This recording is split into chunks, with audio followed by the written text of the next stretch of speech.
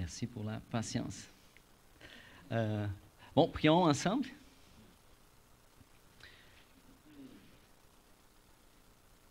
Seigneur, merci encore une fois. C'est vraiment un privilège d'être rassemblés, de louer, prévoir nos frères et sœurs, être encouragés, puis découvrir davantage ta parole. Je te prie que ta parole puisse nous parler ce matin, puis que ton esprit puisse nous aider à découvrir les vérités que tu nous as révélées, puis qu'on puisse être édifiés en ton nom, puis vivre vraiment pour ta gloire et persévérer dans l'appel que tu nous as donné.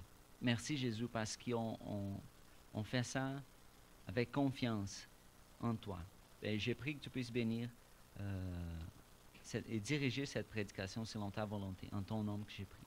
Amen. Amen. Mais on continue aujourd'hui dans le livre d'Hébreux. Aujourd'hui, on arrive au chapitre 12. La semaine dernière, Yannick nous a parlé du chapitre 11, puis tous les hommes et les femmes qui ont été les exemples des foi pour nous. Donc, j'aimerais commencer en lisant avec vous les textes des Hébreux chapitre 12. On va commencer avec les 3 premiers versets. Vous pouvez suivre la lecture. Nous donc aussi, puisque nous sommes entourés d'une grande nuée de témoins, rejetons tout fardeau et les péchés qui nous enveloppent si facilement, et courons avec persévérance l'épreuve qui nous est proposée. Faisons-les en gardant les regards sur Jésus, qui fait naître la foi et l'amène à la perfection. En échange de la joie qui lui était réservée, il a souffert de la croix en méprisant la honte qui s'y attachait. Il est assis à la droite du trône de Dieu.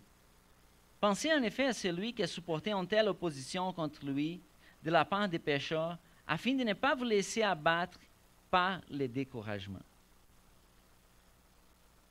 Donc, nous avons vu la semaine dernière plusieurs exemples de foi, des personnes qui ont laissé des choses de ce monde, les plaisirs temporaires, afin de chercher quelque chose par la foi, les choses qui ont été promises par Dieu, qu'ils ont vraiment cheminé par la foi.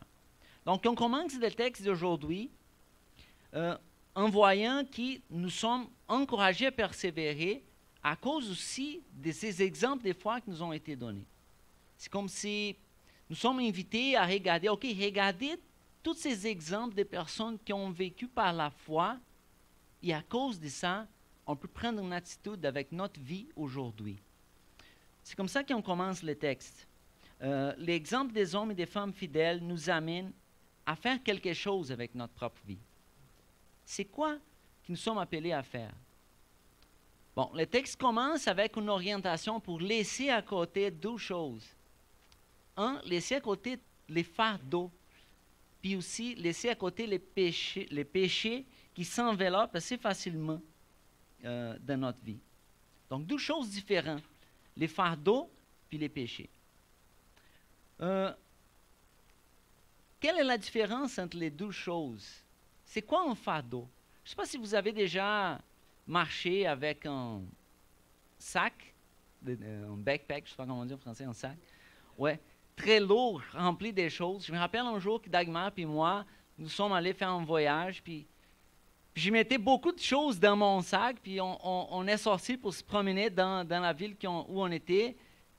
Puis après quelques minutes, j'ai réalisé que j'avais trop de choses, que ça commençait à être difficile de continuer parce qu'après, avec le temps, on commence à être fatigué d'avoir toutes ces sortes de choses avec nous. Donc voilà, ce sont des choses qui peuvent commencer à nous déranger dans notre course, dans notre cheminement avec le Seigneur à mesure qu'on avance, mais qui ne sont pas nécessairement des péchés. Vous voyez la différence entre les 2 choses? Ça veut dire qu'il y a des choses dans notre vie qui ne sont pas nécessairement des péchés. La Bible ne veut pas dire « Oh, ça c'est un péché, tu ne peux pas faire ça ». Bon, tu peux, c'est dans ta liberté de garder quelque chose dans ta vie personnelle, puis moi aussi. Mais ça peut arriver que ces choses ne vont pas nous aider dans notre marche chrétienne. Il y a des choses dans notre vie qu'on commence à faire, des habitudes, de la façon comme on utilise notre temps, qui n'est pas nécessairement une habitude péchamineuse, per se, OK, merci. Merci beaucoup. N'est pas de péché, mais en même temps, ça n'est pas bon pour qu'on puisse avancer. Je ne sais pas si on peut penser peut-être dans une autre parabole que Jésus a enseignée dans Matthieu chapitre 13, du sémor et des trois seuils. Donc, il avait, par exemple, un qui, quand les persécutions sont arrivées, ils ont laissé la parole, mais il y avait un autre qui avait beaucoup de... Oui, oui, je suis désolé, j'ai manqué de vocabulaire. Mais voilà, ce sont des choses qui, quand la plante a commencé à pousser, ça a commencé à déranger, puis elle n'a pas fructifié à cause de ça. Donc, ça peut commencer à devenir un problème. Donc, donc l'invitation, c'est de regarder notre propre vie et voir quelles sont les choses qui, oui, je peux faire ça, mais peut-être ça serait vraiment mieux laisser ça à côté, puis ça va m'amener à avancer dans mon chemin spirituel avec le Seigneur. Puis je suis sûr qu'il y en a ce genre de choses dans notre propre vie personnelle. Ça peut être des préoccupations. Parfois, on est très préoccupé avec les choses de ce monde, puis on peut laisser ça dans la main du Seigneur, puis faire confiance. Peut-être sont des choses qui prennent notre temps, les objectifs qui vont prendre trop de notre temps, ou peut-être les loisirs. Les loisirs, c'est une bonne chose, mais ça peut devenir trop, peut-être. Ou même l'Internet. Je vais donner une illustration personnelle. C'est de ma propre vie. Ça fait pas longtemps. Récemment, j'ai pris quelques journées de congé de mon travail. J'avais plus de temps libre. Puis, dans mon temps libre, une des choses que j'ai fait, j'ai regardé des trucs sur l'Internet. Tu sais, quand tu arrives sur YouTube, tu trouves quelque chose qui est intéressant, tu regardes ces vidéos-là, puis après, tu cliques en autre, tu cliques en autre, tu cliques en autre. Puis quand on réalise, on a perdu beaucoup de temps en faisant ça. Puis, dans notre ordinateur, il y a une chose qui s'appelle l'historique. Tu peux voir l'historique de qu'est-ce que tu as regardé. C'est arrivé que plus tard, je suis allé pour envoyer une vidéo dans la chaîne YouTube. Puis en cliquant pour chercher comment le faire, je suis allé sur l'historique. Puis c'était là l'historique des vidéos que j'avais regardées. Puis j'ai regardé cette historique-là, puis j'ai vu, il n'est pas de péché percé, je n'ai pas en train de voir des contenus qui est inapproprié ou quelque chose comme ça. Mais quand j'ai vu l'historique des vidéos que j'avais regardées, j'avais la honte parce que j'ai vu, oh, tu vois, je n'ai pas fait une bonne utilisation de mon temps. Puis j'ai réalisé que ça, puis je ne savais pas que j'étais supposé prêcher ce message. Ouais. Mais Dieu m'a parlé dans ce moment. Gabriel, il faut regarder comment tu utilises ton temps sur YouTube. Il faut être plus attentif. Puis j'ai réalisé que ça, c'est un problème parfois. J'ai perdu beaucoup de temps dans ce genre d'affaires. Puis j'ai pu améliorer. Tu vois, n'est pas un péché. Il n'y a pas une chose dans la Bible qui dit que les gens du contenu que j'ai regardé, je ne peux pas voir ça. Mais c'est comme Dieu m'invite à être plus mature. Dieu m'invite à utiliser mon temps avec plus de sagesse. Puis c'est ça l'invitation. Je crois que tout le monde, chacun d'entre nous, on peut regarder les choses qui, oui, je peux faire ça, mais tu vois, c'est ma liberté, mais je peux laisser à côté si je veux chercher quelque chose de plus important dans ma relation avec Dieu. Puis je me rappelle quand j'étais au séminaire, j'ai lu un livre, La croix et les poignards. Je ne sais pas si poignard, oui, merci. Bon, vous connaissez le livre, il me semble. Ben, il y a même un film à propos de cette histoire. C'est d'un pasteur David Wilkerson. Dans le fond, David Wilkerson était un pasteur, c'est d'une église, c'est plus pentecôtiste, ce n'est pas baptiste. Mais son histoire, c'est vraiment intéressant parce qu'il est allé aux États-Unis, à New York, pour prêcher l'Évangile pour les gangs des rues. Puis dans ce livre-là, il raconte un peu son expérience. Puis ça m'a marqué quand j'étais au séminaire, que j'ai lu qu'il raconte qu'il avait, par exemple, une habitude de regarder la télé toutes les soirées. Donc, à chaque fin de journée, il regardait la télé chez lui. Donc, c'était comme une habitude qu'il avait. Puis, dans un moment donné, il a commencé à sentir un peu mal, puis il a pris la décision de laisser à côté cette habitude de regarder la télé pour prendre plus de temps avec sa Bible, puis lire davantage la Bible, puis avoir plus de temps avec le Seigneur. Puis tu vois, à cause de ce petit changement de sa vie, il a commencé dans sa relation avec le Seigneur, qui a commencé à être plus profonde, puis il a commencé à voir ce fardeau-là d'aller prêcher à ces gens qui étaient à New York. Puis ils ont regardé tous les ministères, tout ce que Dieu a fait avec son ministère, les livres qu'il a écrits, même les films, combien de personnes qui sont venues au Seigneur à cause de témoignages, des choses qui sont passées à New York. Donc je regarde, wow, tu vois, c'est un changement qu'il a fait dans sa vie, puis Dieu a vraiment béni ça, puis ça a fructifié. Donc, je veux vraiment nous encourager, à moi aussi et à vous, à regarder quelles sont les choses qu'on peut laisser à côté, qui sont les fardeaux qu'on a mis sur notre propre vie qui nous empêchent d'avancer dans notre cheminement et dans notre maturité. Puis la deuxième chose, c'est les péchés. C'est intéressant que quand la Bible nous dit de laisser à côté les péchés, ça dit aussi que les péchés nous enveloppent si facilement. Ça veut dire que laisser à côté les péchés n'est pas toujours facile, au simple, au instantané. C'est dur. Parfois, c'est une bataille. Parfois, ça prend du temps, ça prend des années dans la bataille pour laisser à côté certains péchés. Mais j'ai vu vraiment qu'on puisse être encouragé à laisser à côté tous les péchés qu'on est capable de voir dans notre propre vie. De ne pas laisser l'espace pour les péchés.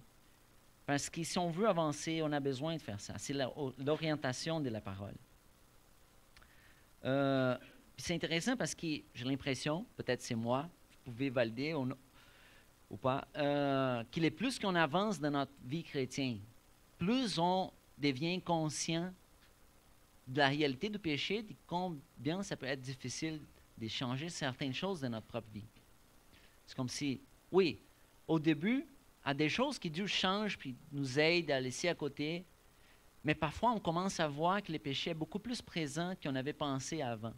C'est comme si je commence à voir les péchés peut-être dans ma façon de parler, parfois comment je vais dire, l'impatience, d'autres genres de péchés qui sont partie de notre caractère, qui ont été formés pendant plusieurs années, puis que c'est difficile de laisser à côté. Bon. Ou parfois, des personnes peuvent avoir des problèmes avec des addictions et tout ça. Donc, ce n'est pas toujours simple, mais il faut laisser à côté ça. Si on veut avancer, il faut être prêt pour laisser à côté ces genres de choses. Puis dans ces batailles, on peut devenir découragé quand on trouve la difficulté pour laisser quelque chose à côté.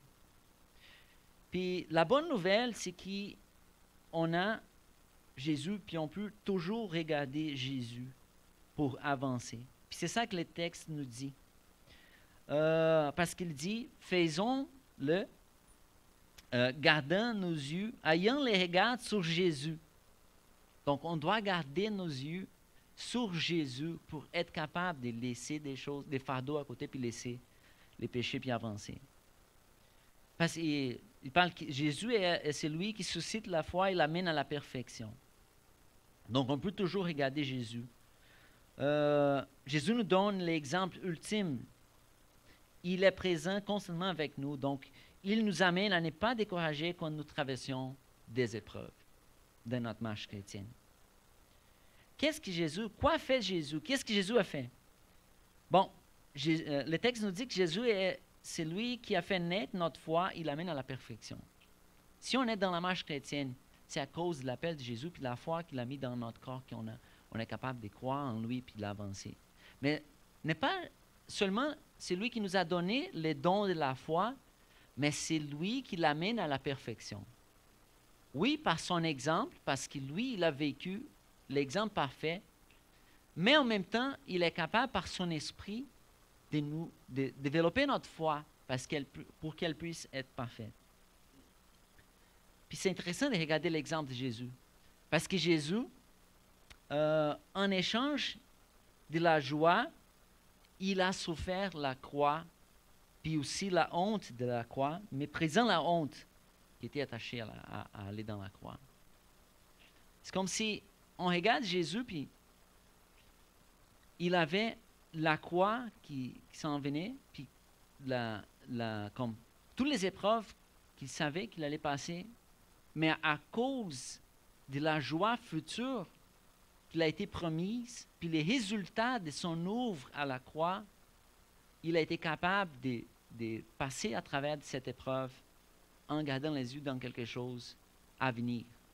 Puis aussi, nous sommes invités à laisser à côté les péchés puis les fardeaux, puis vivre la vie chrétienne, puis passer par des épreuves, mais en regardant la récompense à venir que Jésus nous va donner.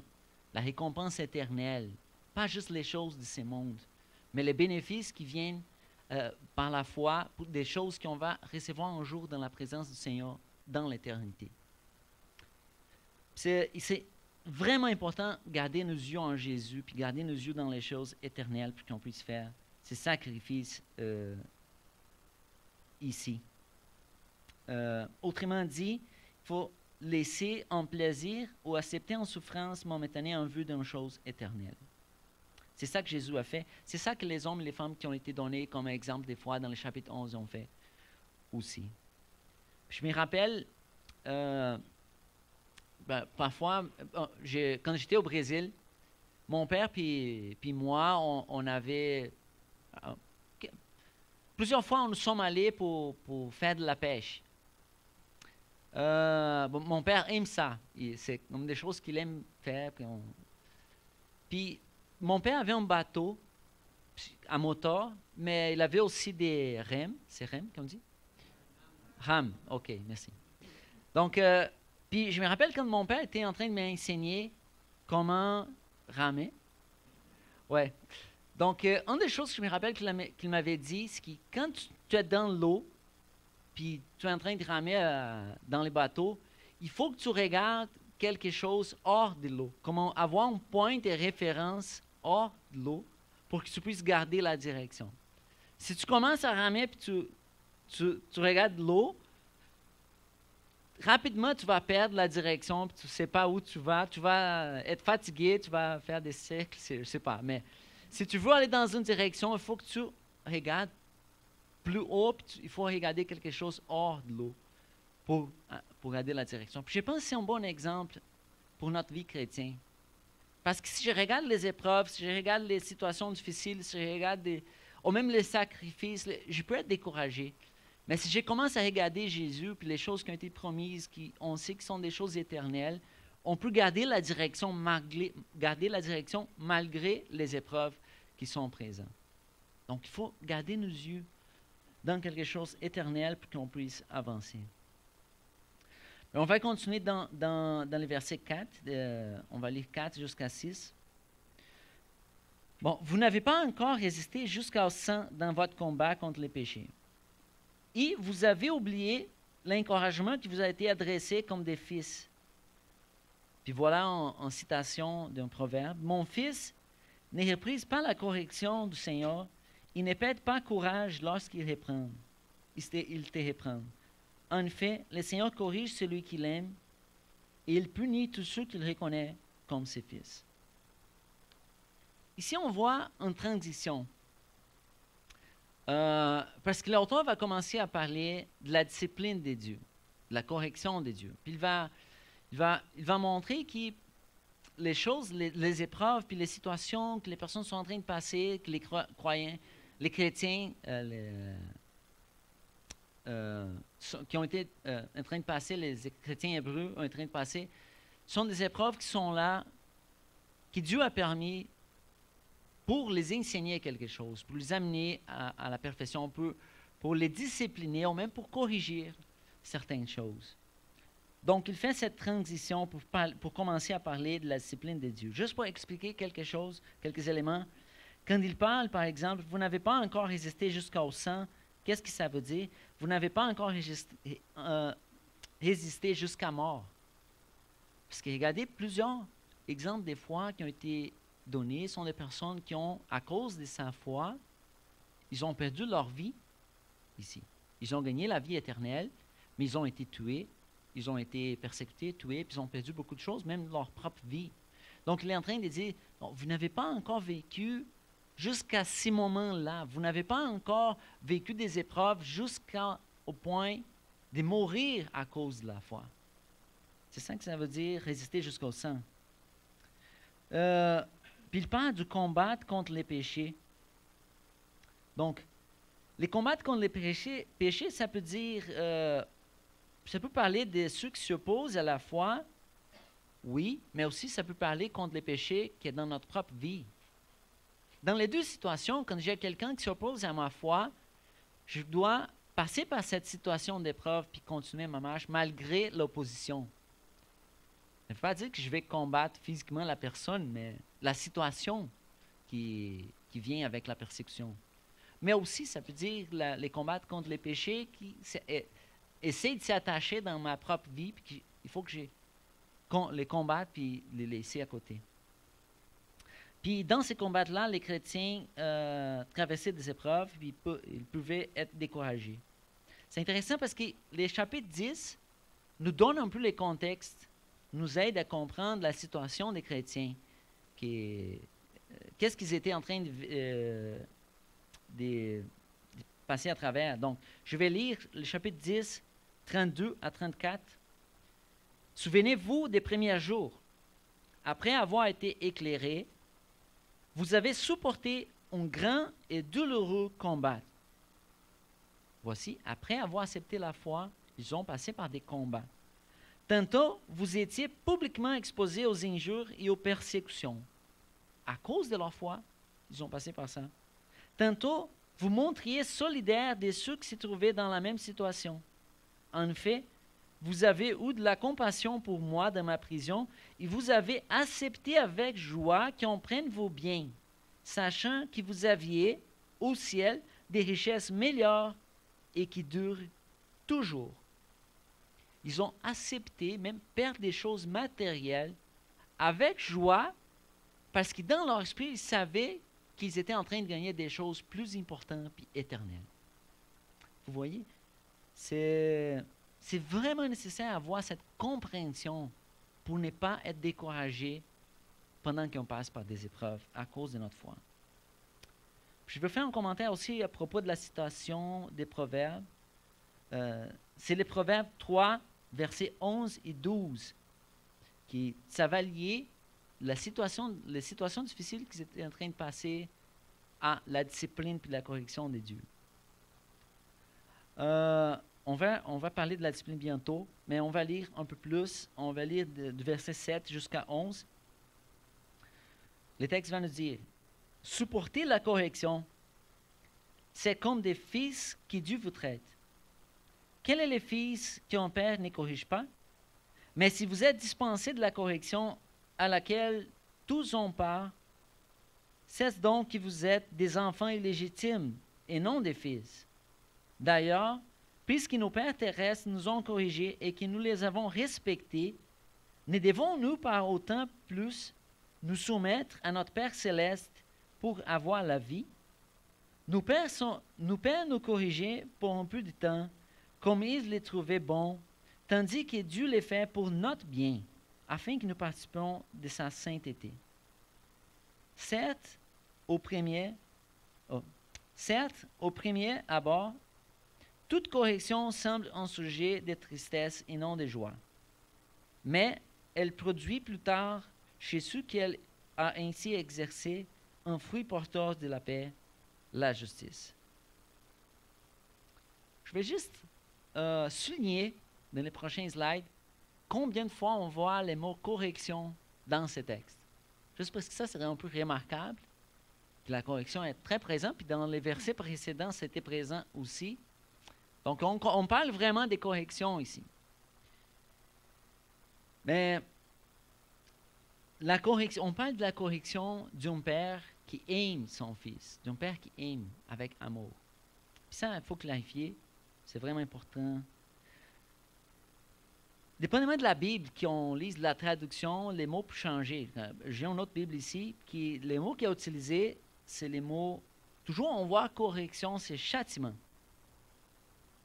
Plusieurs Bibles, peut-être, c'est ça que c'était écrit. Supporter les châtiments. Le fils qu'on perd ne châtie pas, puis ça va. C'est toujours les châtiments. Châtiment, je comprends comme la correction physique. Bon. Ici, je pense que ça vaut la peine d'y entrer un peu dans les mots originaux, dans les Grecs. Qu'est-ce qui a été écrit?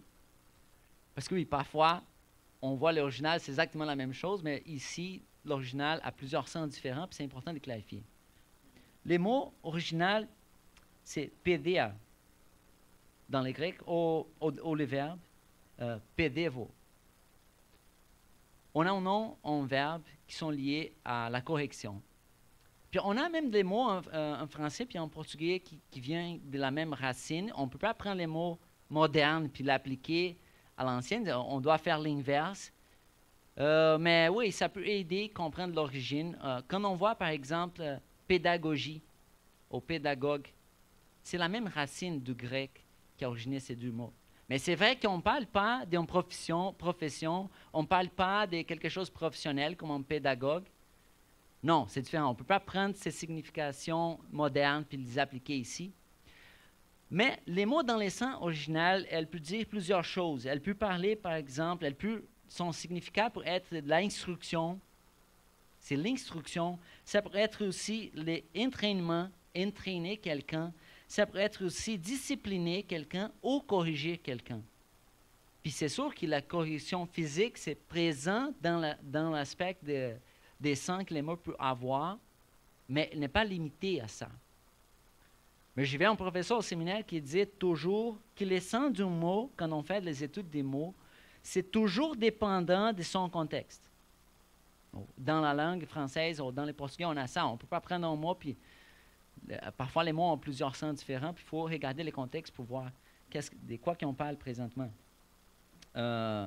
Donc, si on prend des exemples d'utilisation dans de différents contextes de ces mêmes mots, regardez qu'est-ce qu'on trouve. Dans Luc chapitre 23, par exemple, on voit Pilate qui parle les suivants. Hérode non plus, puisqu'il nous l'a renvoyé. Ainsi, cet homme n'a rien fait qui soit digne des morts. Je vais donc le relâcher après l'avoir fait fouetter. Regardez, les fait fouetter, c'est le même mot. C'est le même mot dans l'original grec. Mais c'est sûr qu'on ne veut pas prendre des enfants et faire la même chose que les soldats romains étaient en train de faire avec Jésus. On ne peut pas utiliser ça comme une excuse pour la même grandeur vous comprenez? Mais c'est le même mot. Mais on a d'autres utilisations du même mot dans l'autre contexte. Par exemple, Actes chapitre 7, 22, Moïse a été formé avec toute la sagesse des Égyptiens.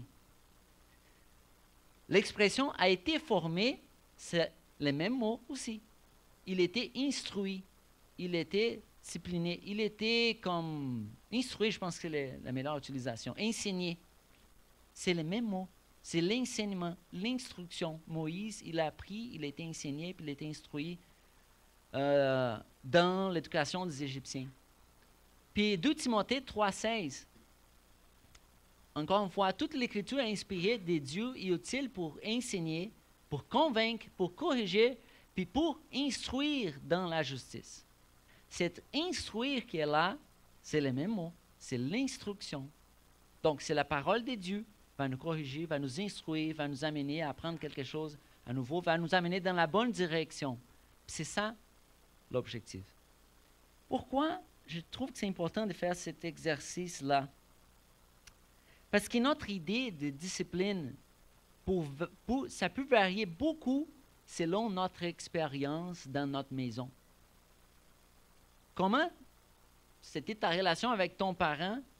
Puis si on arrive dans ces textes, puis on dit que Dieu est comme un parent qui est en train de discipliner son enfant, puis je ne sais pas comment était ton parent, puis je ne sais pas quel genre de discipline il t'a donné, puis on peut associer l'instruction de la parole de Dieu avec l'exemple de notre expérience personnelle. Donc c'est pour ça que je trouve important d'élargir la compréhension, puis voir que si on va parler de la discipline de Dieu, on parle d'un Père parfait, amoureux, qui nous aime vraiment, qui sait exactement comment nous instruire de la bonne façon.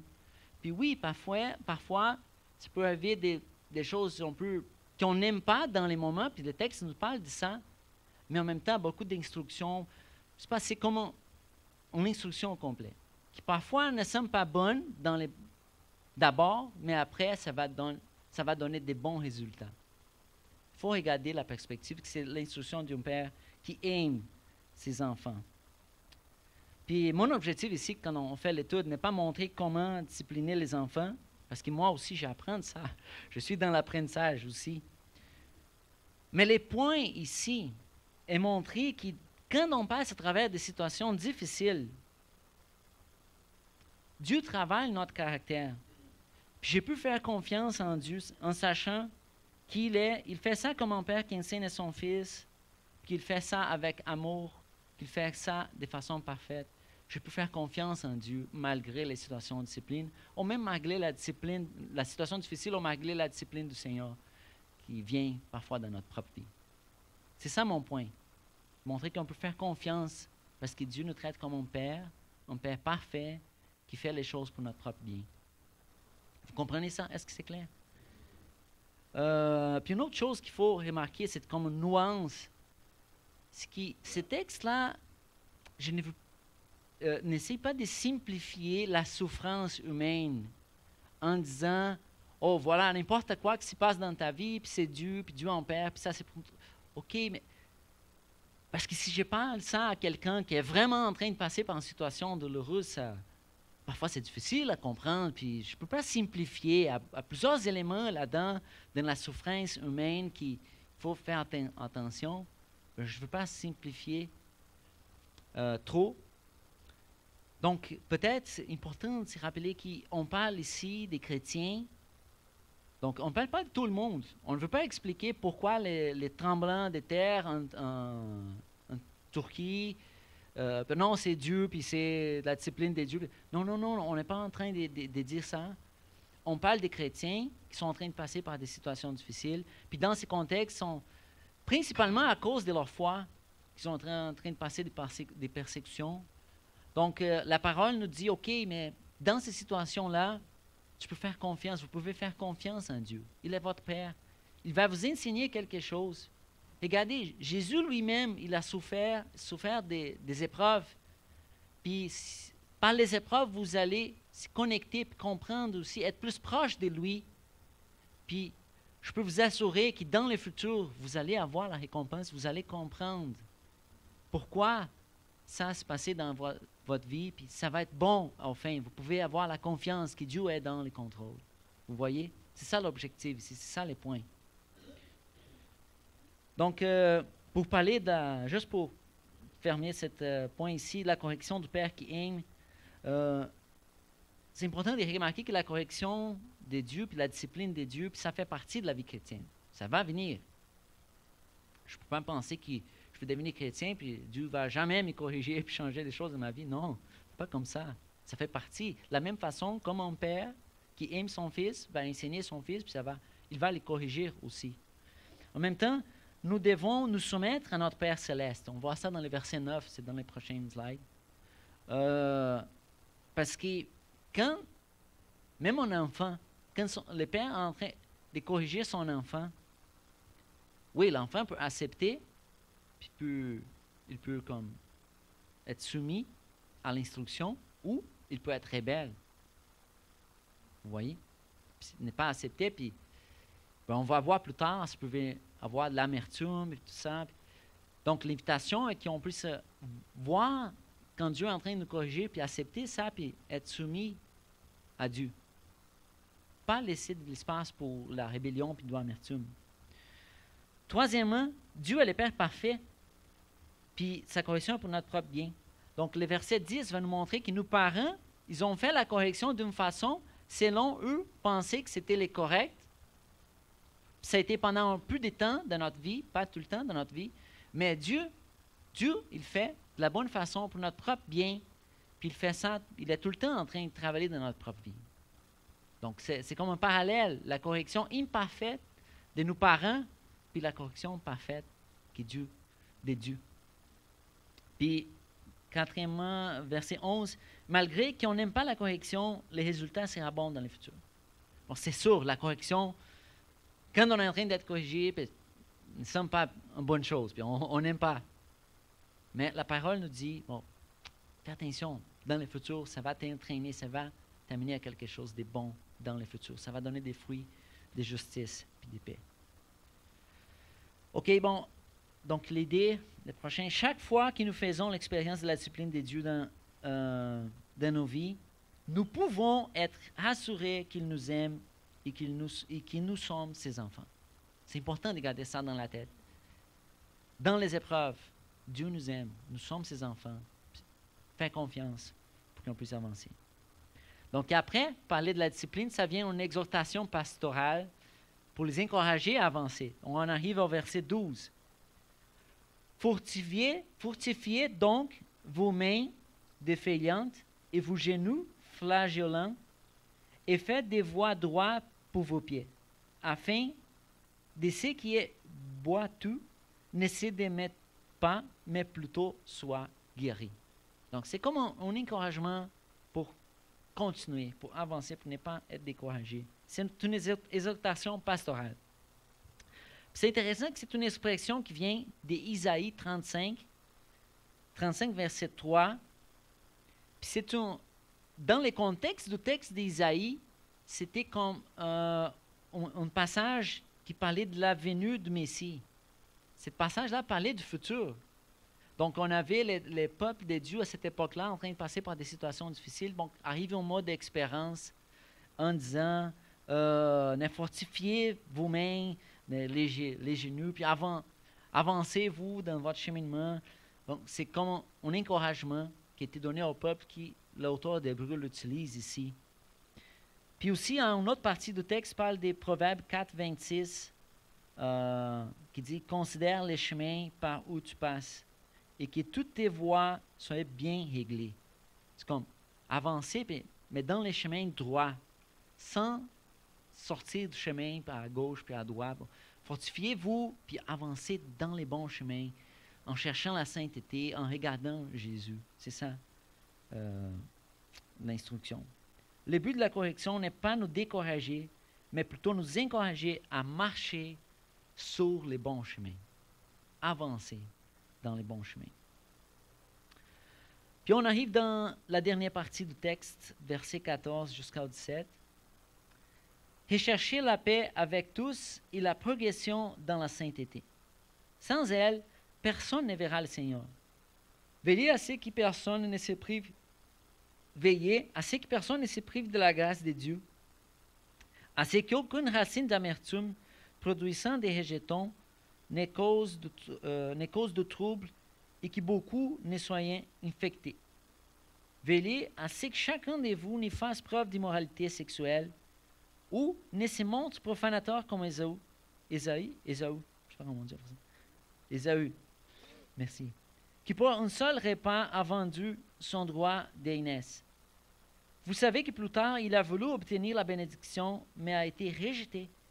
En effet, il n'a pas pu amener son père à changer d'attitude, bien qu'il l'a cherché avec l'art. Donc, le texte termine avec un appel à sainteté. C'est un appel à sainteté. Donc, rechercher la paix avec tous et la progression dans la sainteté, verset 14. Ça veut dire que si on est dans un environnement d'opposition, mettons, dans une société contraire à les valeurs chrétiennes puis à la foi, où les gens qui font vraiment l'opposition, est-ce qu'on doit commencer à se battre avec ces personnes pour faire la guerre sainte, pour défendre la foi et tout ça? Non, pas nécessairement. On doit chercher, on est appelé à chercher la paix avec tous. Entre nous à l'Église, mais avec tous. Et c'est vrai que la paix ne veut pas dire faire des compromis par rapport à notre sainteté, à nos valeurs et tout ça. Donc, je dois, la mesure du possible, chercher la paix avec les personnes, mais sans faire les mêmes choses que le monde est en train de faire, ou sans accepter les comportements qui sont contraires à l'orientation de la parole de Dieu. C'est comme un équilibre. Vous voyez, c'est un équilibre. Chercher la paix, mais en même temps, chercher la sainteté, puis garder les bons chemins, puis l'orientation de la parole.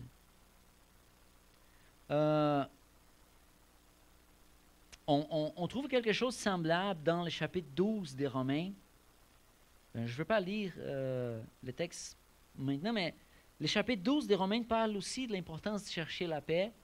Mais c'est intéressant de voir que le chapitre 12, c'est aussi un chapitre qui nous donne beaucoup d'orientation sur comment vivre la vie chrétienne. Donc, c'est la même chose, l'équilibre entre l'instruction et l'importance de garder la paix avec les personnes. Je pense que c'est important de se rappeler que nous ne devrons pas aussi lutter, que notre lutte n'est pas contre chair et sang. Vous savez, le texte d'Éphésiens chapitre 6, par exemple, va nous dire que notre lutte, c'est vraiment une bataille spirituelle. Donc, c'est contre des choses spirituelles qu'on est en train de lutter. Contre le péché vient d'une origine spirituelle. C'est comme une bataille spirituelle. Donc, pas contre les personnes qu'on doit faire notre bataille.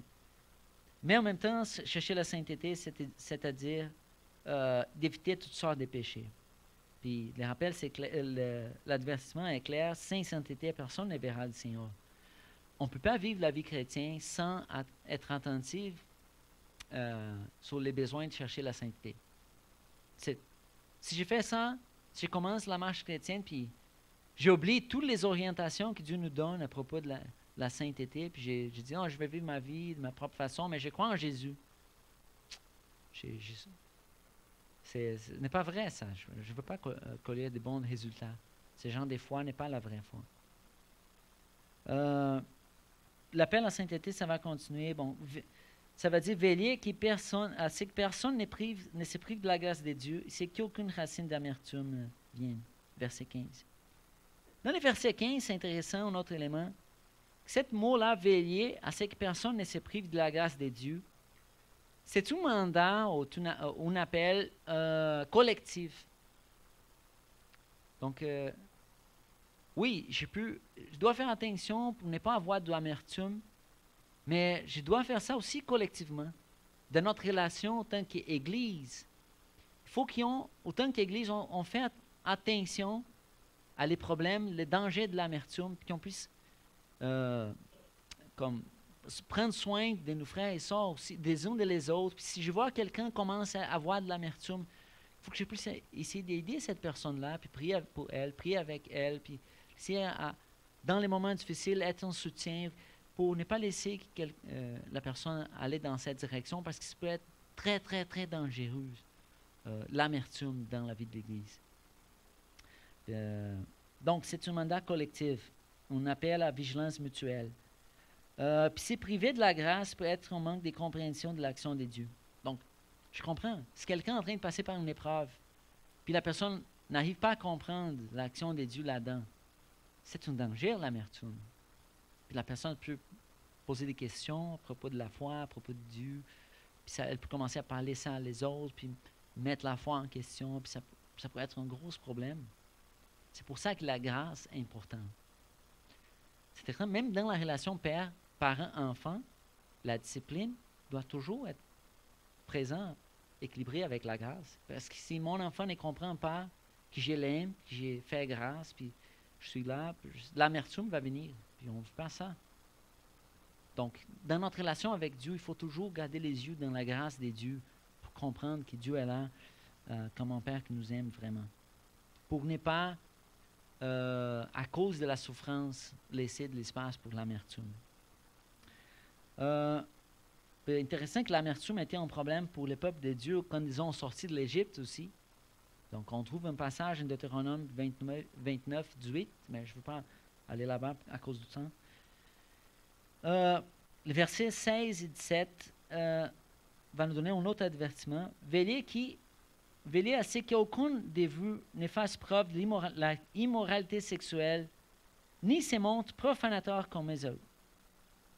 Puis il va parler qu'après Ésaü, c'était trop tard, puis il n'a pas réussi à réavoir son droit comme les fils primogènes. Primés, merci. OK, ben on a ici l'orientation qu'il faut faire attention à l'immoralité sexuelle ou à la profanation. Personne ne doit se montrer immoral ou profanateur comme Ésaü. Puis vous voyez, l'immoralité sexuelle, dans toute l'histoire de l'humanité, c'était toujours un problème comme un péché, c'est sûr, mais un problème. Mais donc, ça a toujours été en danger. Mais honnêtement, aujourd'hui, avec l'advent de l'Internet, c'était toujours dans les corps des hommes, puis des femmes, même des problèmes d'immoralité. Mais aujourd'hui, avec l'Internet, c'est vraiment, vraiment un danger présent partout. Parce que ça devient plus accessible. Plus accessible. Puis les dangers, c'est les mêmes. Ça peut amener quelqu'un à la mort. Quand on regarde Proverbes, puis on voit les instructions qui ont été données par rapport, par exemple, au jeune homme, puis aller dans le chemin de l'immoralité avec une femme, tout ça, toujours les résultats, c'est qu'en fin, le résultat de ça, c'est la mort. Puis aujourd'hui, aller dans cette direction, puis aller dans les contenus qui sont immoraux, le résultat final, c'est la même chose. On parle de la mort spirituelle, parce que ça peut comme vraiment couper, ça va être un grave problème pour notre relation avec Dieu, pour notre conscience. Nous sommes avertis dans la parole qu'on ne peut pas aller contre notre propre conscience. Puis si notre conscience ne nous montre pas que ça c'est un danger, bon, ça veut dire que notre conscience est morte. C'est encore pire. Donc c'est vraiment un avertissement pour notre génération très important aujourd'hui. On ne peut pas laisser de l'espace pour l'immoralité sexuelle. Puis vous voyez, selon, je regardais dans un site The Recovery Village, c'est un site qui parle du danger, de l'immoralité. Puis les statistiques, c'est incroyable. Ça dit qu'aux États-Unis, je ne sais pas au Canada, mais aux États-Unis, ils ont les statistiques pour les États-Unis, environ 40 millions d'adultes américains visitent régulièrement des sites pornographiques sur l'Internet. 40 millions, c'est plus que la population du Canada. C'est trop, hein? Puis s'ils ont les statistiques, parce qu'ils ont regardé les données, donc c'est grave. On ne peut pas fermer les yeux puis penser que ça n'existe pas. Ça existe. C'est un problème.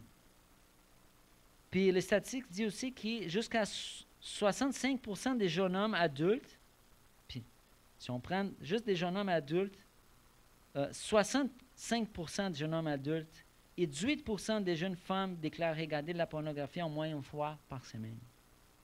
65%. C'est une pandémie du péché. Donc, c'est grave parce qu'il faut voir qu'il y a une promesse de Dieu sur notre vie. Les promesses des choses éternelles. Donc, nous sommes appelés à vivre pour des valeurs, puis pour des choses qui sont au-delà de ces mondes. Puis si on oublie ça, puis on laisse espace pour ces genres de choses, des plaisirs péchamineux, temporaires, on est en train de faire la même chose qu'Ésaü.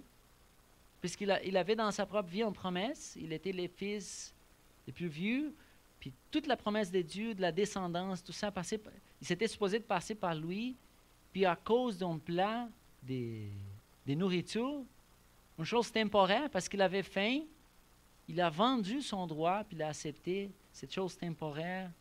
Ça, c'est la profanation, c'est quoi? C'est traiter quelque chose sainte de façon ordinaire. Puis l'appel de Dieu dans notre vie, c'est quelque chose de saint. Nous sommes appelés à la sainteté. On ne peut pas oublier ça, puis aller dans les choses ordinaires, pécamineuses, puis comme c'est rien, qu'est-ce que Jésus a fait pour nous. Donc c'est vraiment grave, mes frères et sœurs. Puis je sais que les gens qui se battent avec ça, c'est difficile, c'est dur. Je ne veux pas dire que quelqu'un qui a fait ça pendant plusieurs années va laisser ça. Puis... Non, je comprends la difficulté. Mais l'appel aujourd'hui, c'est qu'il faut prendre ça au sérieux, puis demander de l'aide, puis faire des efforts, puis lutter contre ça, puis chercher la sainteté, parce que ça vaut la peine. Ça vaut la peine. Vous voyez? C'est vraiment important. Donc, j'ai dit, si vous luttez contre la pornographie ou tout d'autres péchés, parce que les péchés peuvent avoir plusieurs choses différentes, façons de se présenter, répandez-vous. Je parle avec l'amour, je parle pour moi-même, pour des choses de ma vie, mais si vous avez ces problèmes-là avec la pornographie, cherchez de l'aide aujourd'hui. Parce que c'est vraiment important. C'est vraiment important. Puis l'Église, si quelqu'un est repentant, mettons que quelqu'un lutte avec ça, c'est important de savoir. L'Église n'est pas là pour juger. Oui, il y a la discipline, il y a les jugements, mais quand quelqu'un est repentant, il est en train d'essayer de sortir. Qu'est-ce que tu vas trouver de l'Église, ou du pasteur, ou de quelqu'un? Tu vas trouver de l'aide. Parce qu'on voit que tu es en train d'essayer de sortir. C'est différent de quelqu'un qui dit non, je fais mes affaires, puis c'est ma vie, puis l'Église ne peut pas toucher ce domaine de ma vie. Ça, c'est différent.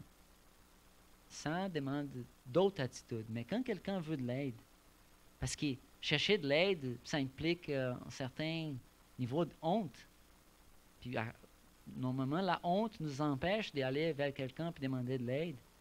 Mais je veux dire, pas besoin d'avoir honte. Parce que quand quelqu'un veut, quand quelqu'un veut sortir de ça, l'Église est là pour l'aider. Puis un autre point, à cause de la joie future, Jésus a passé par l'honte d'aller vers la croix. Il a accepté la honte quand il a fait son sacrifice sur la croix à cause de quelque chose d'éternel puis plus important. Donc, on peut aussi prendre l'exemple de Christ puis avoir le courage de chercher, faire des changements dans notre propre vie. Donc, ça, l'autre photo, parce que tu vois, quand j'étais au séminaire au Brésil, là-bas, c'est un peu différent. Sembec, on avait un internat, donc les étudiants étaient là pendant 4 ans, normalement, pour faire ces études théologiques. Donc, on avait beaucoup de relations avec les étudiants du séminaire. Puis, donc, des choses qui c'était toujours en joie, c'était quand on avait des jeunes hommes qui étaient au séminaire, puis ils avaient des problèmes avec ça, puis ils sont venus pour demander de l'aide, puis j'ai eu l'opportunité de les aider, de prier ensemble, de créer comme un espace de redevabilité, puis parler à propos de ça. Puis quand je regarde aujourd'hui, puis je vois qu'ils ont vraiment vaincu la bataille, parce que tu peux vaincre la bataille contre ces genres de choses, de la pornographie, tout ça. Quand je vois qu'ils ont vaincu ça, puis qu'ils sont dans les ministères, puis qu'ils sont mariés, puis qu'on se parle, puis qu'ils sont bien, puis ça, c'est de la joie. C'est de la joie, parce que c'est le fruit de l'Évangile en train de liberter des personnes, des choses qui sont vraiment des addictions, qui sont des choses qui peuvent prendre quelqu'un, puis enlever la liberté. Voilà. Donc, on termine avec un appel à la sainteté. Puis je veux vraiment faire les contrastes entre l'attitude de Jésus et Ésaü. Parce que, vous voyez, Jésus, à cause de la joie promise dans l'éternité, il a laissé à côté plusieurs privilèges de la vie qu'il avait, puis il a passé par les épreuves, puis la souffrance, mais il a vaincu, puis il a reçu la joie éternelle, les fruits de son travail. Puis Ésaü a fait le contraire. Il a laissé à côté la promesse éternelle à cause des choses temporaires et terrestres. Donc, quand on regarde les 2 exemples, l'encouragement est qu'on puisse vraiment garder nos yeux sur Jésus, puis essayer d'avoir la même attitude par rapport à notre vie, par rapport à les épreuves qui se présentent dans notre vie chrétienne, puis qu'on puisse avoir la même attitude et toujours garder nos yeux dans les choses éternelles, puis avancer avec confiance, avec l'aide de Dieu. Donc, on termine le passage, Hébreux 12. Donc, c'est vraiment un encouragement à persévérance, un appel à l'endurance. On a parlé de la discipline paternelle. Donc, Dieu nous aime, puis il est présent comme un père qui nous aime, puis nous enseigne. Puis, un avertissement contre les regrets de la grâce, puis un avertissement pour chercher la sainteté. Mais, prions que Dieu bénisse sa parole dans notre vie. Merci Jésus pour ta parole. Parce que dans notre vie chrétienne, on n'est pas laissé à nous-mêmes, mais on a de l'aide. On a ta parole, on a ton esprit, on a l'Église. Donc je prie, Seigneur, pour ton Église dans ce moment, pour chaque membre et pour chaque personne qui est dans l'échaînement avec toi, puis trouve qu'il n'est pas facile, qu'il est difficile, qu'il y a des épreuves, qu'il y a des défis, des combats. Je te prie que tu puisses encourager chacun d'entre nous. Qu'on puisse s'encourager mutuellement, puis qu'on puisse avancer avec nos yeux en toi. Puis je te prie aussi pour ceux qui n'ont pas encore commencé cette marche, puis, mais par ton esprit commence à découvrir qu'il y a des choses dans cette vie qui sont éternelles, qui sont plus importantes, qui ont plus de valeur que les choses dans ce monde offre. Je te prie que tu puisses les appeler aussi à commencer cette marche avec toi, puis que tu puisses donner l'espérance dans les choses qui sont éternelles. Oui, parce que ce monde, Jésus, on voit la guerre, on voit les problèmes, on voit qu'il y a quelque chose qui ne va pas bien. On voit que notre espérance, si notre espérance est dans les choses de ce monde, c'est très peu. Mais quand on te regarde, puis on regarde tes promesses, oui, on voit quelque chose d'extraordinaire, puis on peut chercher ça, et on peut aller par la foi, faire le chemin et te suivre. Donc j'ai pris ça en ton nom, je veux te louer et te remercier encore une fois pour ta parole, en ton nom Jésus. Amen.